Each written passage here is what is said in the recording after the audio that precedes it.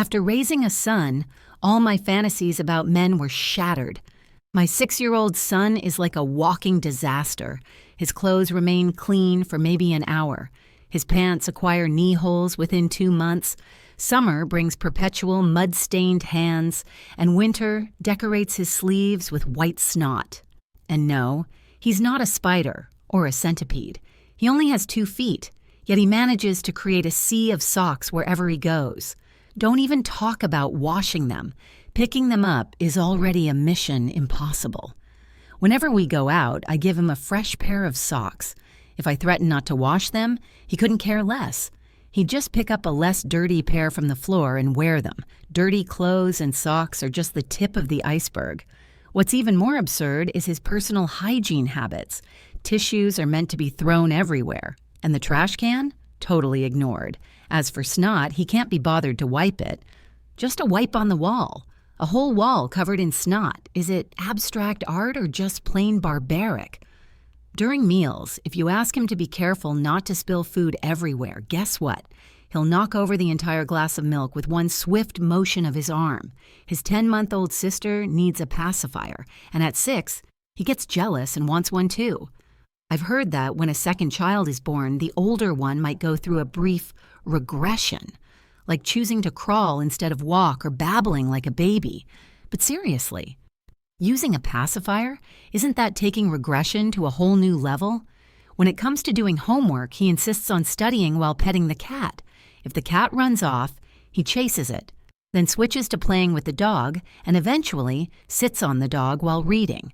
Both the cat and the dog are losing their minds. At school, when the teacher is giving a lesson, he either falls asleep or tries to sneak out and play.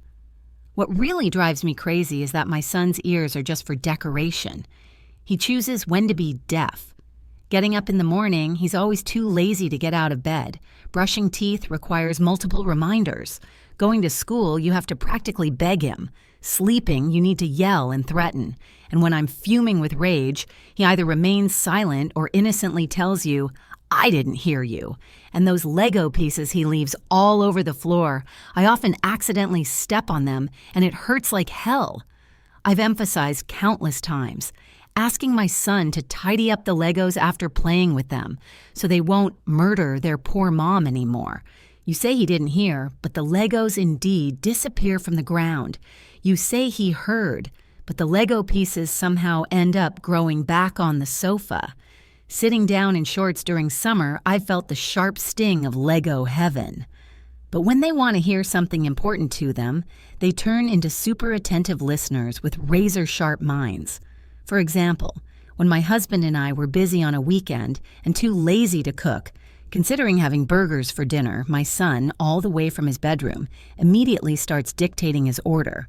Or when we originally set a rule that he could only watch one 20-minute video per day, and accidentally said 2 instead, well, now my son's ears are suddenly wide open and his brain starts functioning at full capacity, presenting a well-organized argument.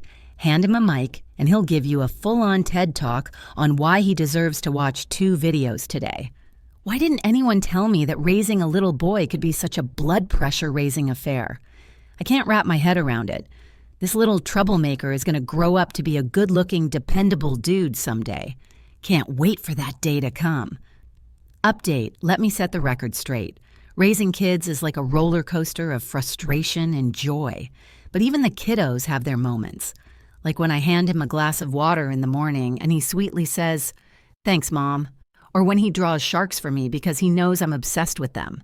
He's also a champ at giving his best drawings to his grandparents and lending a hand to his dad with chores. And when I tuck him in at night, he mumbles, "Love you, Mom." Makes me think it's only kids and pets that love you no matter what. It's not about money or looks. They just love you, plain and simple.